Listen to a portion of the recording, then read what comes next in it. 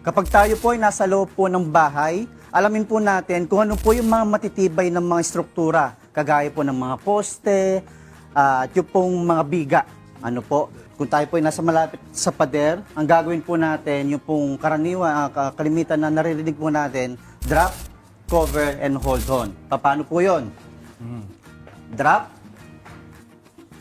cover, and hold on. And tingin po tayo sa itaas na bahagi dahil posible po yung po mga kisame, yung pong mga display, picture frames, possible po na bumagsak po yan. Okay. Para saan po? Ba't kailangan nating Kasi ito pong i-assess? pader, kung saan po tayo didikit, posible rin po siyang bumagsak. Kaya napaka-importante na alert po tayo.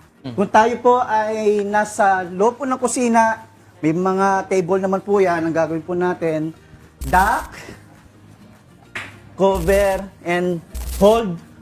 Wag po yuyuko. Wag yuyuko? Yes. Wag yuyuko. Oh. Wag po tayo yuyuko. Tignan po natin yung paligid po natin. Okay. Tignan po natin. Weird ka. And kasi, kapag nakayuko, yumayanig, posibleng mahilo po tayo.